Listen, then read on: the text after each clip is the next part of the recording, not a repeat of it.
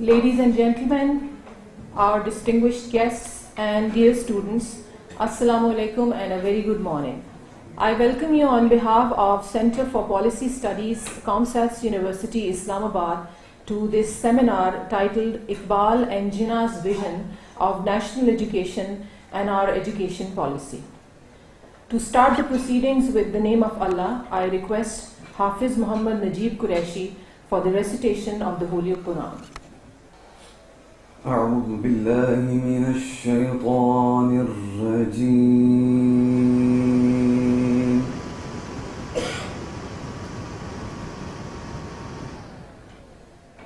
بسم الله الرحمن الرحيم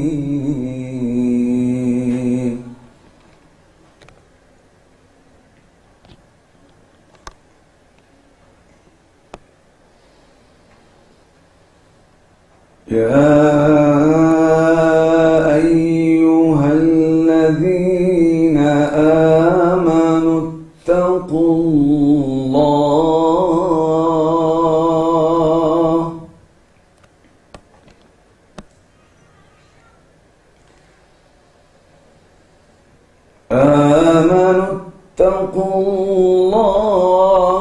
وقولوا قولا سديدا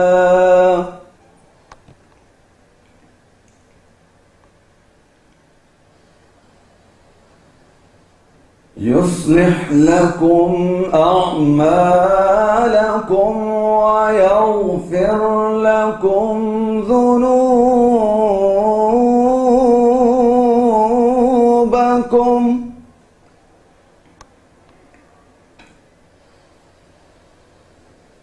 ومن يطع الله ورسوله فقد فاز فوزا عظيما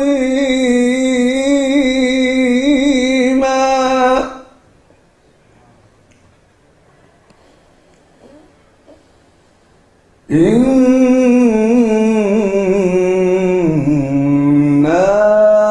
عرضنا الأمانة على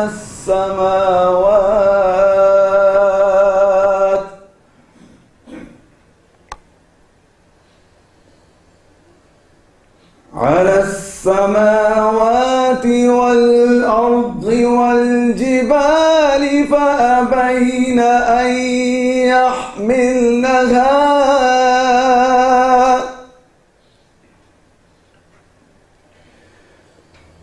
وأشفقن منها وحملها الإنسان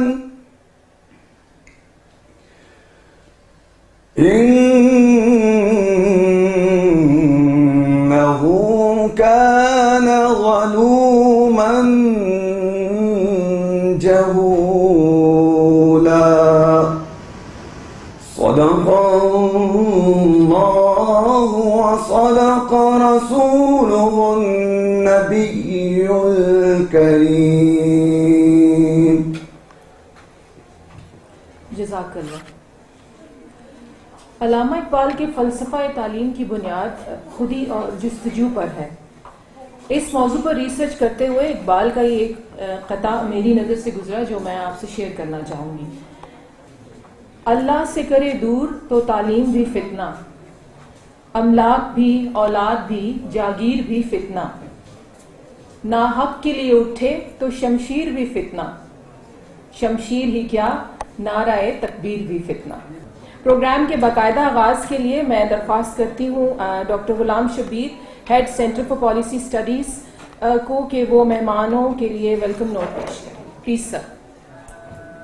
نحمدہ ونصلی علی رسولہ الکریم، اما بعد فاعوذ باللہ من الشیطان الرجیم، بسم اللہ الرحمن الرحیم. ہم بہت مشکور و ممنون ہیں اپنے معزز مہمانان گرامی قبلہ پروفیسر فتح محمد ملک صاحب وہ کسی تعارف کے محتاج نہیں ہے. خدا اپنا تعارف ہوا بہار کی ہے، اور ساتھ ہی ہمارے انتہائی مکرم اور معزز مہمان جناب قبلہ جلیل علی صاحب، آپ بھی کسی تعارف کے محتاج نہیں ہیں. ایک بڑا لمبا کیریئر ہے اسلام کی خدمت کا، فقہ کی اپنا ادب کی خدمت، اقبالیات کی خدمت، اور تحقیق کے میدان میں ایک بہت بڑا نام. تو ہم نے اس موضوع کا جو انتخاب کیا ہے اس کی بنیادی وجہ خاص طور پر جو ہماری ینگ جنریشن، ان کے ذہنوں میں اٹھتے تیکھے سوالوں کا جواب تلاش کرنا ہے کہ ہم کہاں سے آئے ہیں اور ہم نے کہاں جانا ہے.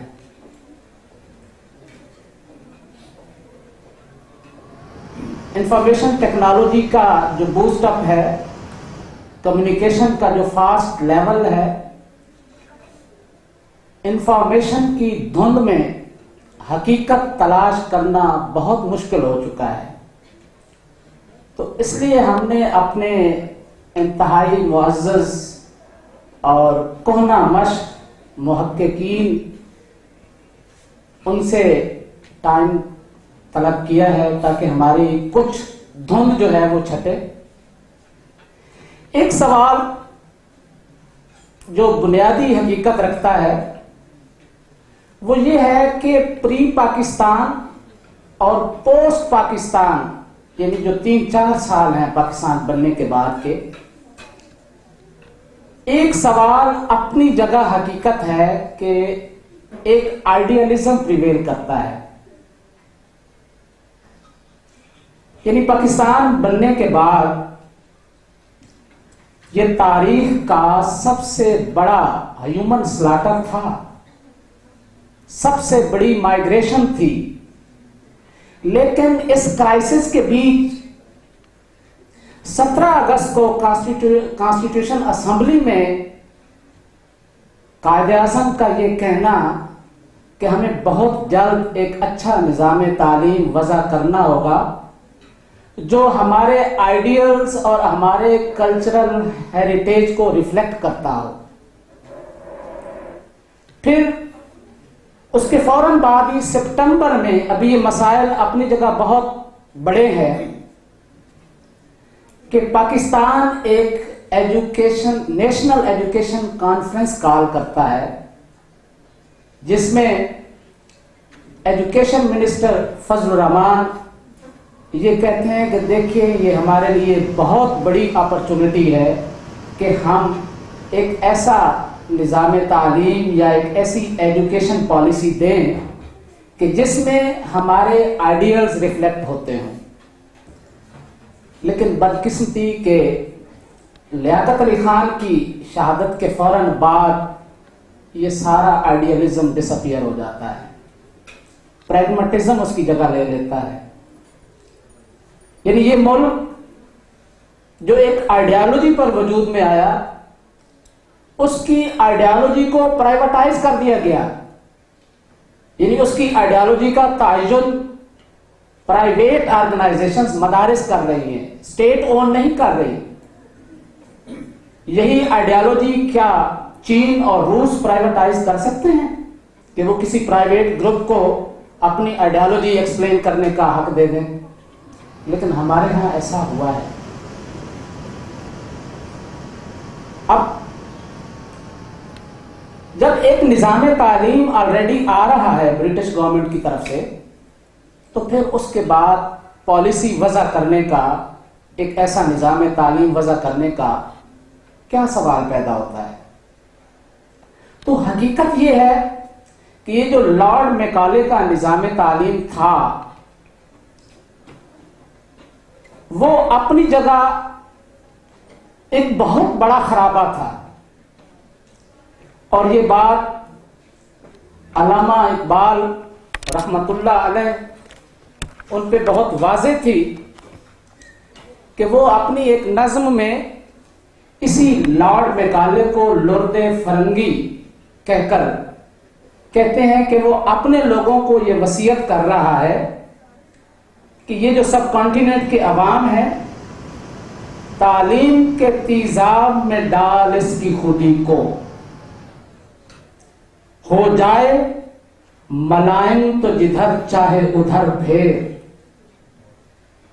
تاثیر میں اکسیر سے بڑھ کر ہے یہ تیزاب، سونے کا حمالہ ہو تو مٹی کا ہے ایک ڈھیر۔ یہ جو سونے کا حمالہ ہمارا تہذیبی ثقافتی ورثہ، ہماری روایات، ہمارے آئیڈیلز، اس کو اس نظام تعلیم نے مٹی کا ڈھیر بنایا ہے۔ کیا ریاست پاکستان نے کبھی اس ایشو کو انڈو کرنے کی کوشش کی ہے؟ یا اس وقت جو ہمارا نظام تعلیم ہے، کیا وہ جو ہمارے فاؤنڈنگ فادرز کا جو ویژن تھا، کیا یہ اس کو ریفلیکٹ کرتا ہے؟ اس پر مزید روشنی ڈالیں گے ہمارے مہمان گرامی۔ میں اجازت چاہوں۔ شکریہ غلام شبیر صاحب۔ خواتین و حضرات، آج کے اس پروگرام کے معزز اسپیکر کے طور پر ہم نے پروفیسر محمد جلیل عالی تمغہ امتیاز کو مدعو کیا ہے۔ سر، آپ کے بے حد مشکور ہیں کہ آپ نے اپنے قیمتی وقت میں سے ہمارے لیے ٹائم نکالا۔ پروفیسر محمد جلیل عالی کی تصانیف و تالیفات میں ان کے شعری مجموعہ جات خواب دریچہ، شوق ستارہ اور عرض ہنر سے آگے شامل ہیں۔ اس کے علاوہ عشق ہور حساب ان کا ایک پنجابی شعری مجموعہ ہے، اور بہت سے موقر ادبی جریدوں میں پروفیسر جلیل عالی کے فن پر 175 سے زائد تنقیدی مضامین شائع ہو چکے ہیں۔ ان کی بے شمار ادبی خدمات کی وجہ سے انہیں بہت سے نیشنل اور انٹرنیشنل ایوارڈ سے بھی نوازا گیا ہے، جن میں سے کچھ کا ذکر میں یہاں کرنا چاہوں گی۔ ایوارڈ برائے حسن کارکردگی بسلسلہ اقبال میلہ لاہور 2019، صدارتی تمغہ امتیاز برائے شاعری 2016، اشارہ international life time achievement award 2019، excellence award برائے ادب عالمی اکادمی ادبیات USA 2017 اور احمد ندیم قاسمی ادبی ایوارڈ برائے شاعری شامل ہیں۔ اب میں پروفیسر جلیل عالی کو دعوت دیتی ہوں کہ اس ورکشاپ کے موضوع پر روشنی ڈالیں۔ بسم اللہ الرحمن الرحیم۔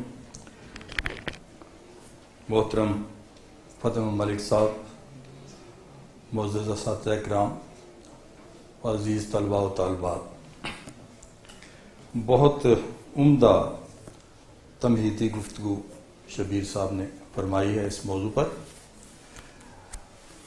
ابھی جو شروع میں مسئلہ پیدا ہوا تھا اقبال کے قطعے کے حوالے سے، تو ایک بڑے شاعر کے ساتھ اس طرح سے ہوتا رہتا۔ وہ ایک شعر آپ لوگوں نے بھی بہت سنا ہوگا اور اس کو بھی اقبال کے نام سے منسوب کرتے ہیں۔ شعر بھی ویسے اچھا ہے کہ تندی باد مخالف سے نہ گھبرا ہے عقاب، یہ تو چلتی ہے تجھے اونچا اڑانے کے لیے۔ تو یہ ایک صادق حسین ایڈوکیٹ تھے، ان کا یہ شعر۔ تو بڑے شاعر کا یہ ہوتا ہے کہ اس کے الفاظ میں، اس کی ڈکشن میں اگر آپ کوئی شعر کہتے ہیں تو وہ اسی کے نام منسوب ہو جاتا۔ تو ایک جگہ پر کچھ نوجوان ڈسکس کر رہے تھے کہ کیا یہ شعر اقبال کا ہے کہ یا نہیں ہے۔ تو ان کے قریب ہی ایک ان پڑھ سا آدمی تھا، تو اس نے ان کی جب باتیں سنی تو اس نے کہا جی یہ اقبال کا شعر ہو ہی نہیں سکتا۔ انہوں نے کہا تمہیں کیا پتہ، تم نے پڑھا ہوا ہے اقبال کو؟ وہ کہنے لگا جی مجھے پتہ ہے، اس میں دیکھیں کہ عقاب گھبرایا ہوا ہے، اقبال کا عقاب گھبراتا نہیں۔ تو یہ تفہیم تھی اس کی علامہ اقبال کے بارے میں۔ آج جو موضوع ہے اس میں ہم نے اقبال اور قائد اعظم کو اکٹھا ڈسکس کرنا ہے۔ تو ہم کیوں کرتے ہیں اقبال اور قائد اعظم کو اکٹھا کیوں ڈسکس کرتے ہیں؟ اس کے لیے میں آپ کو یہ تجویز کروں گا کہ اقبال نے 14 خط محمد علی جناح کے نام لکھے تھے انگریزی میں، جو قائد اعظم کے فورورڈ کے ساتھ چھپے ہوئے، ان کا اردو ترجمہ بھی موجود ہے، وہ ضرور پڑھ لیں۔ یہ اقبال کی آخری 1-2 سالوں میں لکھے ہوئے خطوط ہیں۔ تو یہ بدقسمتی ہماری کہ جو جناح نے پھر ان کے جواب میں خط لکھے وہ کہیں محفوظ نہیں ہیں، تو ان سے آپ کو بہت کچھ پتہ چلے گا۔ یہ بھی پتہ چلے گا کہ ایک پورا ویژن علامہ اقبال ایک نئے ملک جو بنانا ہے اس کے لیے کیا دے رہے ہیں، کہ اس کے معاشی تصورات کیا ہوں گے، سسٹم کیا ہوگا، اس کے تعلیمی پہلوؤں سے کیا کرنا ہے، اور اس کا جو نظام حکومت ہے وہ کس طرح سے ہوگا۔ اور اس میں ایک جملہ تو یہ بھی ہے کہ ابھی قرارداد مقاصد تو 1940 میں پاس ہوئی نا، تو اقبال قائد اعظم کو یہ کہہ رہے ہیں کہ کیا وقت آ نہیں گیا کہ اب الگ وطن کا مطالبہ کر دیا جائے۔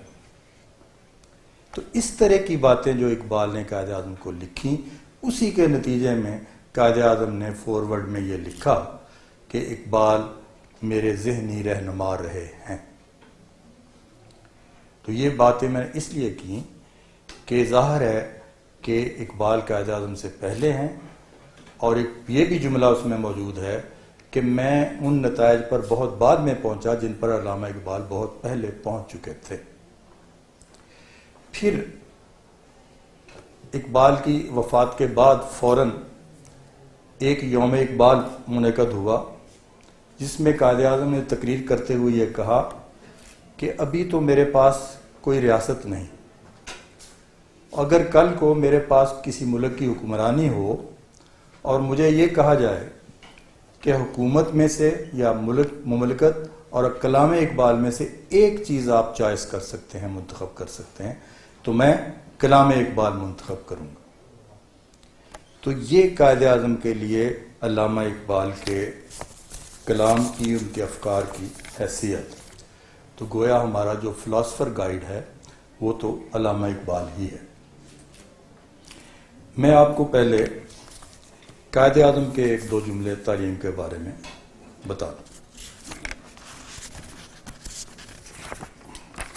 قائد اعظم یہ کہتے ہیں، ابھی ایک اشارہ تو شبیر صاحب نے بھی کیا، کہ پرانے طرز تعلیم اور طرز حکومت کا بنیادی مقصد اچھے پڑھے لکھے کلرک پیدا کرنا تھا، لارڈ میکالے والا۔ اور ایک اور جگہ کہتے ہیں تعلیمی پالیسی اور تعلیمی پروگرام کو ایسے خطوط پر چلانا ہوگا جو ہمارے لوگوں کے مزاج کے مطابق ہو۔ اب اس میں آپ یہ ذہن میں رکھیں بات کہ علوم دو طرح کے ہیں، ایک نیچرل سائنسز ہیں اور ایک سوشل سائنسز ہیں۔ جو نیچرل سائنسز ہیں وہ تو آفاقی ہیں، وہ تو ایک حقیقت ایک ہی طرح سے ہے، کیونکہ وہ یہ ڈسکس کرتی ہیں کائنات کی ماہیت کہ کیا ہے، کیا چاہیے نہیں وہ ڈسکس کرتی، کیا ہے ڈسکس کرتی ہیں، چاہے بایولوجی ہے، چاہے فزکس ہے، کیمسٹری ہے، انجینئرنگ ہے، جو بھی۔ تو سوشل سائنسز جو ہیں وہ اقدار کے ساتھ، تصورات کے ساتھ، سماجی زندگی کے ساتھ تعلق رکھتی ہیں، نفسیات کے ساتھ تعلق رکھتی ہیں۔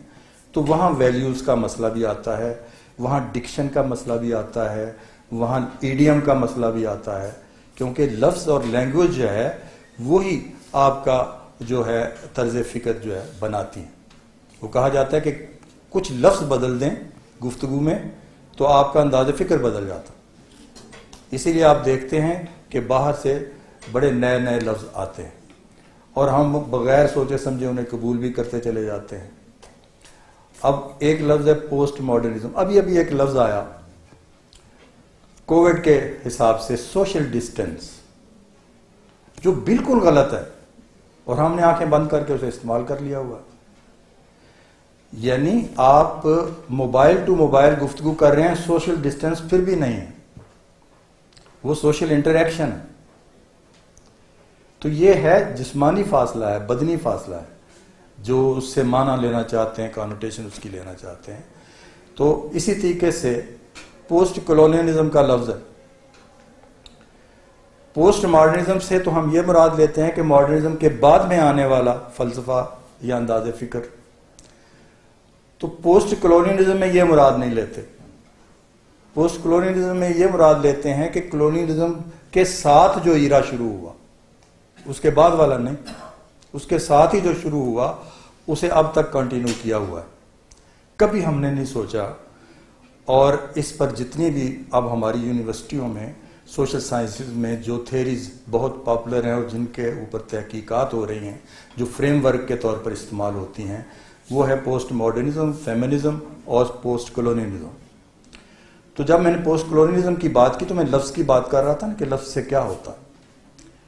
تو آج جو نیو کولونیلزم میں عالمی سامراج اقتصادی ہتھ کنڈوں کے ذریعے سے دوسرے ممالک میں جو کچھ کر رہا ہے وہ زیر بحث نہیں آتا، تو وہی برطانیہ کا جو کولونیلزم ہے اس کو آپ کنٹینیو کر کے ڈسکس کر رہے ہوتے۔ تو یہ ہوتا ہے کہ وہ فوکس نہیں ہوتا کہ آج کیا ہو رہا۔ تو یہ قاعدہ کا پورا جملہ یہ ہے، لوگوں کے مزاج کے مطابق ہو جو ہماری تاریخ اور ثقافت سے ہم آہنگ ہو، جو دنیا میں ہونے والی وسیع ترقیوں اور جدید تقاضوں کے مطابق ہو۔ اب اقبال کے کچھ افکار دیکھیے تعلیم کے بارے میں، موٹی موٹی باتیں کر کے پھر میں آگے چلوں گا۔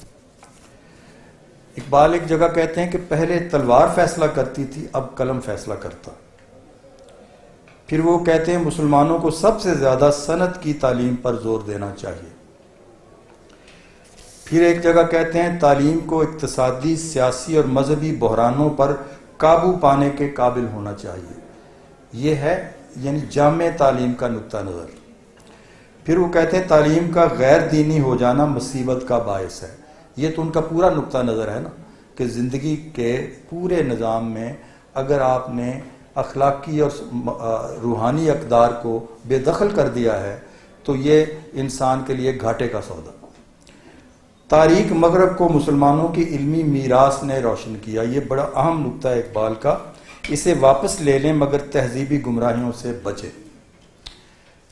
کہ جب ویسٹ میں ڈارک ایجز تھیں تو اس وقت علم کی شمع جو تھی وہ مسلمانوں کے ہاتھوں میں تھی، اور مسلمانوں نے یونان کے علوم و فنون کو پھر آگے بڑھایا۔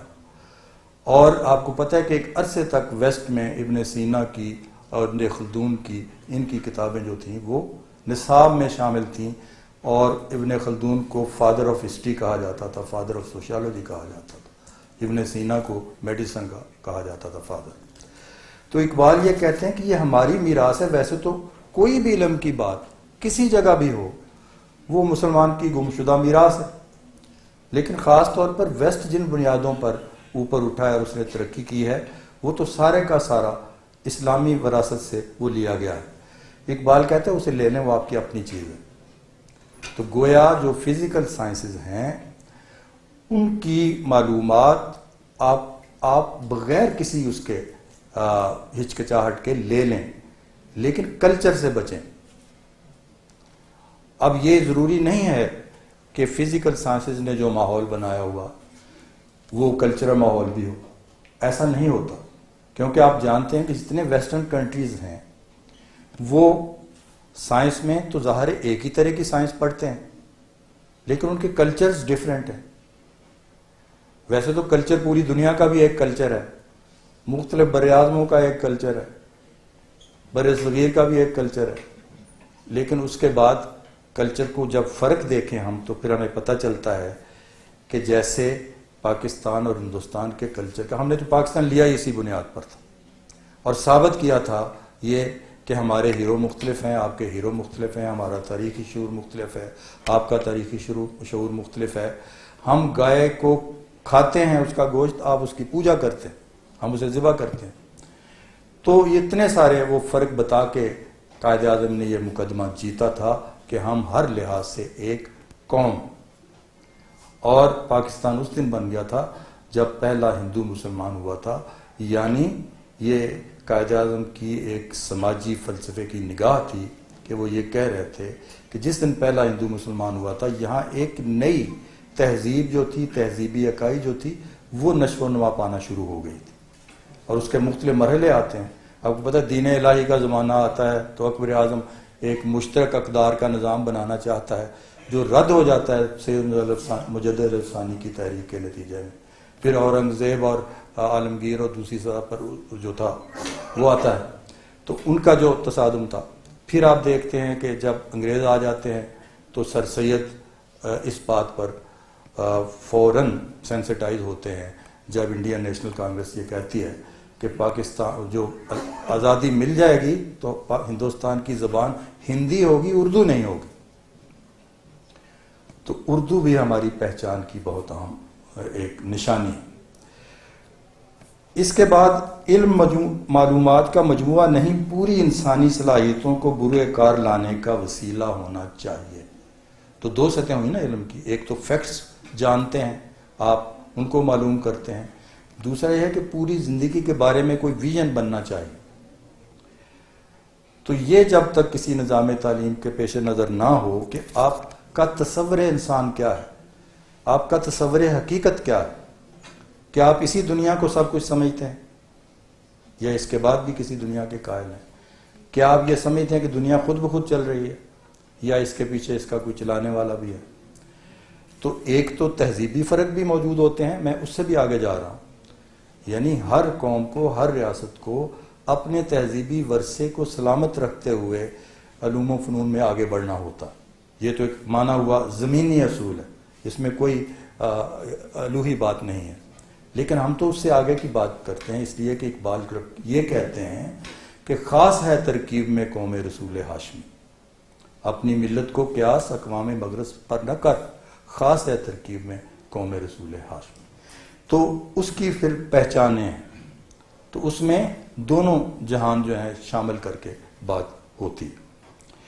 تعلیمی، سماجی یا ثقافتی اداروں کا اس سے بڑھ کر اور کوئی مقصد نہیں ہو سکتا کہ وہ فرد کو اس کی لامحدود صلاحیتوں کا احساس دلا دیں. جب جس فلسفہ خودی کی بات ابھی شبیر صاحب نے کی. اچھا، اب تعلیم کے مقاصد میں موٹی موٹی دو تین باتیں ابھی میں نے عرض کر ہی دی کہ پوری انسانی شخصیت کی تعمیر ہے. معلومات اس کا ایک حصہ ہے. معلومات بھی کس لیے ہیں؟ فزیکل سائنسز کو جاننا ایک سٹیپ ہے، اور اس کے بعد اس سے حاصل ہونے والی معلومات کو انسانی بھلائی کے لیے استعمال کرنا دوسرا اس کا قدم. کبھی آپ نگاہ ڈالیں کہ ایک زمانے میں سائنٹسٹ جو تھے وہ ایک پلیٹونک کیوریوسٹی کے ساتھ، تجسس کے ساتھ تحقیقات کرتے تھے. آج آپ ذرا دیکھیں کہ دنیا کی ان تحقیقات کا حجم کتنا زیادہ ہے جو ملٹی نیشنلز کے مقاصد کے حوالے سے، وارفیئر کے حوالے سے تحقیقات کر رہے ہیں. یعنی آپ کا ایلیٹ، آپ کا انٹلیکچوئل جو ہے وہ کسی نہ کسی فرم کے آبجیکٹیوز کے لیے تحقیقات کرتا، اور یا وارفیئرز کے لیے تحقیقات کرتا. بڑے بڑے سائنٹسٹ آپ کے لگے ہوئے، تو بہت کم حجم ان کا رہ جاتا ہے جو اپنی کیوریوسٹی میں، اپنے تجسس میں کچھ کرتے. تو یہ فرق پڑتا چلا جاتا ہے جیسے جیسے سوسائٹی کمپلیکس ہوتی ہے اس میں. تو علم ایک فضیلت ہے. تو اقبال کے تصور کے مطابق انسان جو ہے کو کریٹر ہے، خدا کا نائب ہے، خدا کا ہمکار ہے. تو اب خدا کا ہمکار ہونے کے لیے خدا کے جو مقاصد ہیں اور خدا نے جو نظام اقدار دیا ہے ان کو پیش نظر رکھنا پڑے گا. پھر ہی آپ ویسی زندگی ترتیب دے سکیں گے جیسا کہ قرآن اور اللہ تعالیٰ چاہتا ہے. اب انہی باتوں کے پیش نظر اقبال کی ساری جو شاعری ہے وہ بھری ہوئی ہے کہ نظر آتے نہیں بے پردہ حقائق ان کو، آنکھ جن کی ہوئی محکومی و تقلید سے کور. کہ تعلیم کے لیے ایک آزاد ذہنی ماحول چاہیے. اگر آپ کی معیشت غلام ہے، اگر آپ کی سیاست غلام ہے، اگر آپ کی مملکت غلام ہے، تو آپ آزاد تعلیم تو نہیں دے سکتے. کبھی آپ اس قوم کو کسی نے بتایا کہ جتنی بار ہم ورلڈ بینک کے پاس جاتے ہیں، IMF کے پاس جاتے ہیں، اس میں کیا کیا خفیہ ڈکٹیشنز ہوتی ہیں جس سے آپ کی پرائرٹیز بنتی ہیں؟ تو کیوں آپ کی پرائرٹی تعلیم نہیں ہے؟ آج سارے بجٹ دیکھ لیں، جتنے بھی 20-25 بجٹ جتنے بھی آج تک بنے ہوں گے، بلکہ زیادہ بنے ہر سال کے حساب سے، تو 75 بجٹ بنے ہوں گے. تو ان میں تعلیم کی کیا پرائرٹی ہے، اس کے کتنا پیسہ اس کے لیے ایلوکیٹ آپ کرتے ہیں؟ تو جو چیز سب سے زیادہ سینسٹیو ہے اس پر سب سے زیادہ ہم نے کم اس کے لیے توجہ رکھی ہوئی.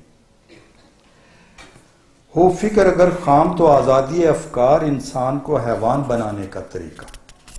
یہ بھی اقبال کا دیکھ لیں کومنٹ کیسا ہے کہ اگر اس کے سامنے کوئی آبجیکٹو نہیں تو پھر کیا ہوگا؟ پھر یہ کہا جائے گا کیپٹل پنشمنٹ نہیں ٹھیک، پھر ہومو سیکشولیٹی جو ہے وہ بھی جو ہے بن جائے گا آئینی حق بن جائے گا. تو اس لیے مردہ لادینی افکار سے افرنگ میں عشق، عقل بے ربطی افکار سے مشرق میں غلام.